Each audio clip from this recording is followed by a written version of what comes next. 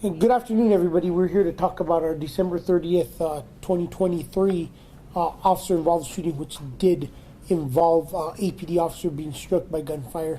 Fortunately, the officer did survive. The officer has undergone surgery.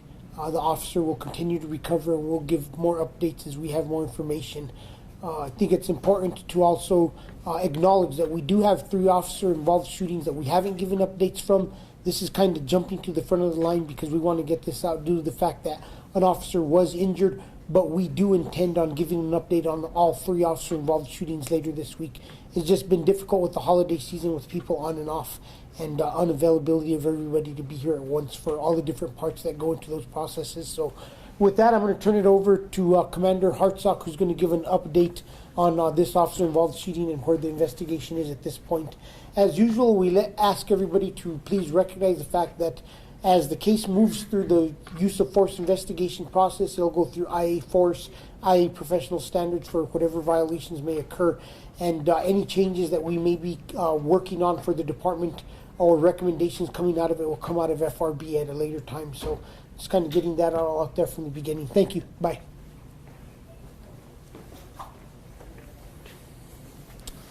Good afternoon.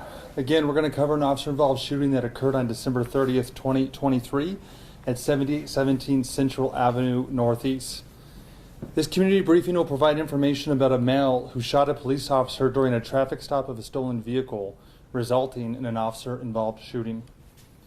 You're about to see relevant video footage and photos and learn about other evidence and police procedures related to the case so you can have a better understanding of what occurred based on what we know right now. The APD conducts very thorough criminal and use of force investigations, which typically require investigators to interview multiple witnesses, review hours of video footage, and analyze a significant amount of forensic evidence. We're still at the early stages of this investigation, which can take several months to complete. Our understanding of the incident may change as additional evidence is collected, analyzed, and reviewed. We also do not draw any conclusions about whether the officers acted consistently with our policies and the law until all the facts are known and the investigation is complete. A word of caution: the images and video may be disturbing. When police officers use force to arrest a subject or defend against an attack, it can be graphic and difficult to watch. In addition, there may be strong language by those shown in the video. The 2 officers that fired their weapons that night was Officer Howard Perry and Officer Isaiah Relaford. Both officers have been with the department since 2021. Neither of them have had any prior officer-involved shootings, and they are not currently back to full status yet as they recover from the shooting. Our officer who was shot but did not fire his weapon was Officer Zachary Garris. He's also been with the department since 2021. He has no prior officer-involved shootings, and he is still receiving medical care from his injuries. The person shot by officers and who shot our officer is 29-year-old Santiago Perez, a resident of Albuquerque. This incident took place in our Southeast Area Command. On December 30th, 2023, around 8:17 p.m., a reported stolen car out of Rio Rancho passed the intersection of Louisiana and Central Southeast, headed eastbound. One of our license plate readers sent a notification to our communications center of the vehicle description and the direction of travel. Several of our officers were in the area and started to search for this stolen car. Officers Garris and Relaford were riding as a 2-man unit in the same vehicle and drove by the Adams Food Market near the 7800 block of Central Avenue Southeast and noticed the same stolen vehicle parked on the lot. 2 more patrol units arrived, and a plan was made to conduct a high-risk stop on the vehicle while it was stationary inside the parking lot. Officer Garris and Officer Relaford, in their patrol vehicle, pulled directly behind the stolen vehicle and engaged their police lights. Officer Perry and another officer also arrived at the scene with their emergency lights on. They began issuing commands to the occupants of the stolen vehicle to raise their hands and surrender. The occupants did not comply. Instead, the driver of the stolen vehicle, Perez, reverses and hits the patrol unit. Officers persist in their commands to turn the car off and surrender. Approximately 14 seconds after the emergency lights were activated and officers pulled behind the stolen car, Perez, now armed with a firearm, opened his driver's door and fires 2 shots at Officer Garris. At least one of the bullets hits both of Officer Garris's hands, which were in front of his head, neck, and chest area. Officer Garris fell to the ground, wounded, without firing a shot. Perez then fires again, this time hitting the front driver's side headlight of the patrol vehicle. Officer Garris was able to get up, retreat to the back of his patrol vehicle, remove a tourniquet from his belt, and began to apply it to his severely injured arm to help reduce the bleeding. Officer Relaford, who initially deployed with a 40mm less lethal tool, switched to his handgun and helped Officer Garris move to safety. Officer Relaford then took the position previously held by Garris, and he and Perez exchanged gunfire simultaneously. Neither is hit. Perez then runs across the front of the store towards a partially crowded area, gun in hand. Officer Perry, unaware that Garris had been struck but hearing the gunfire, saw Perez running armed and fired 2 shots out of concern for the safety of the people in the parking lot. He hits Perez in his leg and his arm, causing Perez to fall and lose grip of his handgun. Officer Perry and another officer then took Perez into custody. This is a shot of the shot spotter notifications that went off that night. There was 2 sets of them.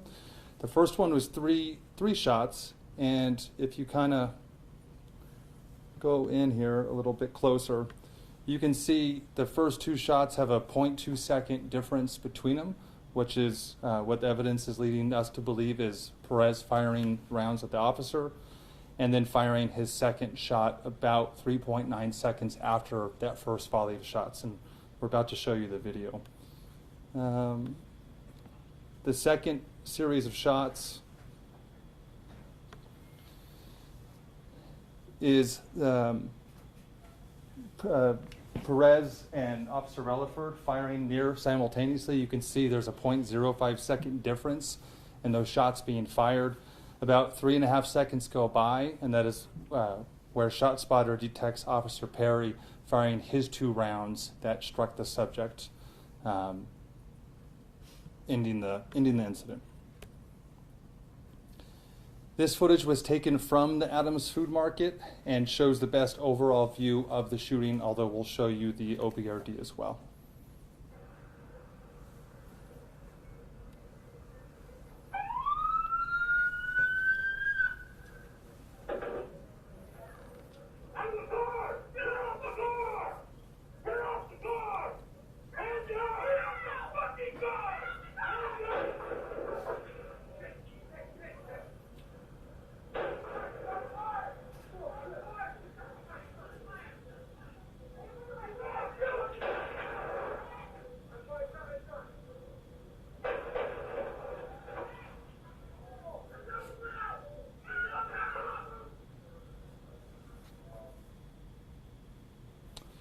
This OBRD is from Officer Garris, who again does get shot during this clip and does not fire his weapon.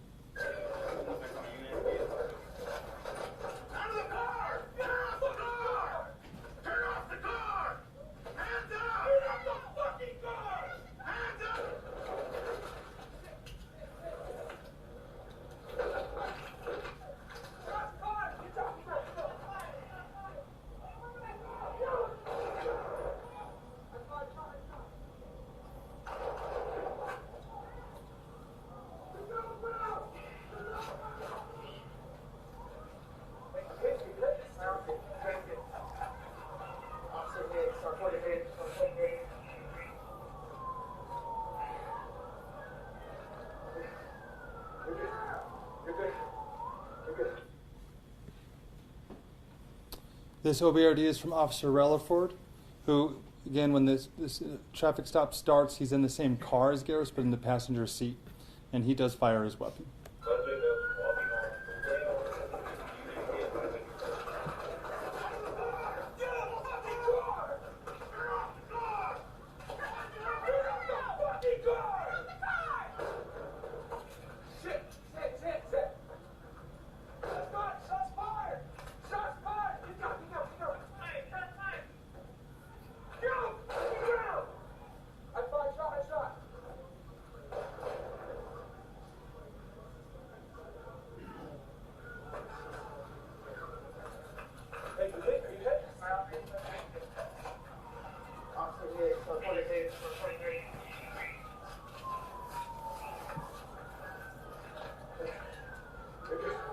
You're good.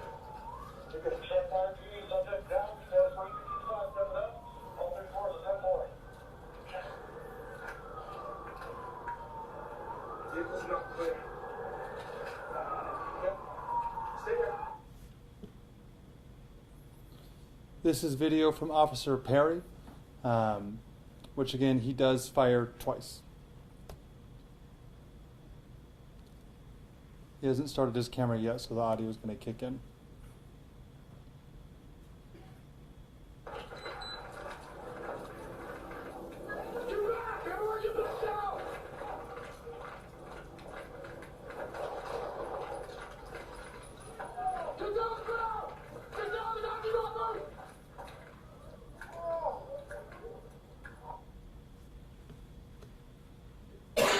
This is a still image from the video I just showed you from Officer Perry, and behind the red circle you can see the handgun still being carried by Perez as he runs towards the group of people that are in this area. The distance when Officer Perry shot was approximately 46 feet.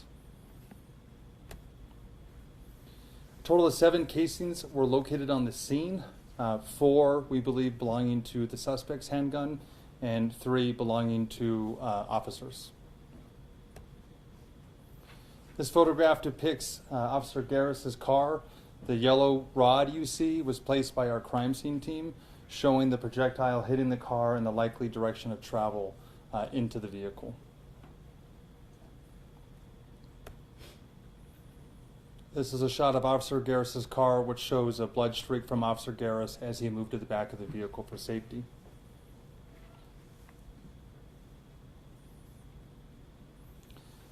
Inside Mr. Perez's pocket when he was arrested was a bag of approximately 33 grams of methamphetamine and 214 fentanyl pills.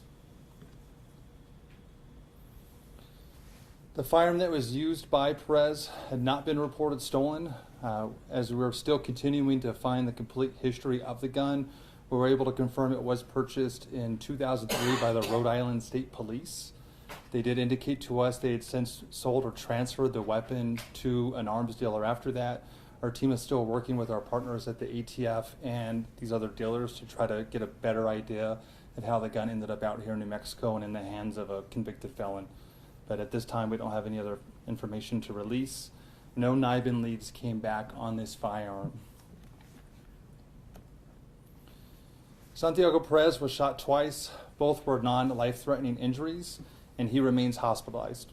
We're working with state and federal prosecutors on new charges from this incident, and he still faces a parole violation from a 2014 robbery conviction to which he had a warrant for his arrest at the time of this incident.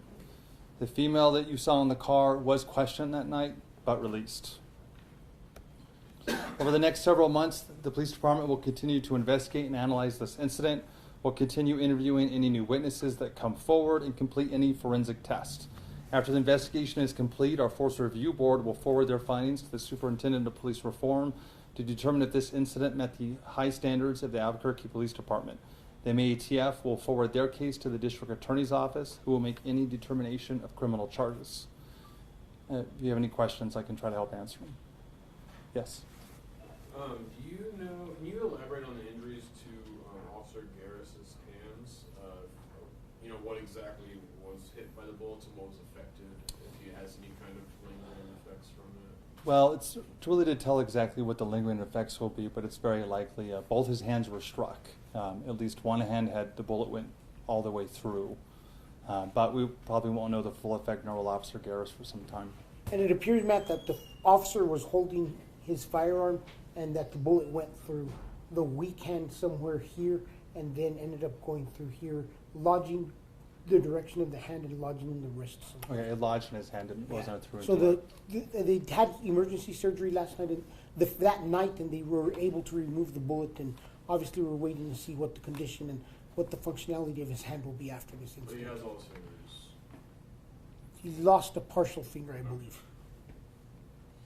Is Officer Garris still in the hospital? No, he was released that next day. Yes, Nick. Yeah, you've spoken on how dangerous it's getting for officers continually with guns being pointed or they're carrying them.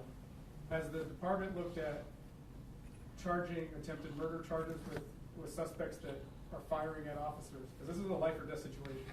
You know, we've looked at it, and one of the alarming things is there's actually greater penalties for ag battery than there is attempted murder in our state. Correct? That's correct, and it's something that the DA's office will ultimately decide, but that has been a weakness of the attempted murder statute for my entire career. And just to follow up, will you guys take that to Santa Fe in this 30 days? Because it's a big focus on the public safety. I know it's been addressed in the past. There are some crime legislation, and I don't know if there's one exactly dealing with this right now. Does APD go to every license plate reader's hit on a stolen vehicle, or was there something about this stolen vehicle in particular? We try to go to everyone if officers available. It's not feasible always. There may not always be somebody readily available, but it so happened on this time and this location there were officers available. So when officers are available, we do dispatch them, just shot spotter the same way. If there's officers immediately available to go, we send them. So in this circumstance, this shift was just coming on, so there was officers available to go in. I think he was only on duty like 15 minutes. And the fact that one officer already had the 40 in their hands, like there wasn't a force race set up, is that like a new thing you guys are trying to do, like have the 40 kind of available to like a partner officer? Or is That's something that we've always tried to do through our use of force policy, is make sure that we have a force array, and that's what this, obviously he abandoned it when it became a deadly force situation, but we do always try to attempt to have some type of force array so that there's both lethal and less lethal options. Yes. I just wanted to confirm, because the press release says Garris has been in the department since 2020, and the PowerPoint's at 2021. Ooh, somebody I think did he something. started the academy in In 2020. Graduated in 2021 is what I would guess. with the gun, is that like, however, does that seem to be a normal thing for the Rhode Island State Police to buy a gun and then have it sold to like a dealer? Is that seemingly like something that happens like? Yes, it happens all the time. Like when we replace firearms periodically, they'll go back to a company. We'll generally trade them back to the company where we purchased our new guns in the past. This process is changing now in the future, but in the past they would get the firearms and then we would get our new shipment, so we would get credit for them, and then they may sell them to a dealer who then sells them. So they're trying to figure out, the dealer that ended up with them, how did that end up back in the street?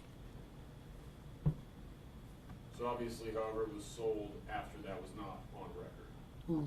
That's what I think they're trying to figure out. It could be that nobody found the record yet, but they're trying to work through that. And E-Trace did not come up with a record yet. Not yet. No record yet. That it?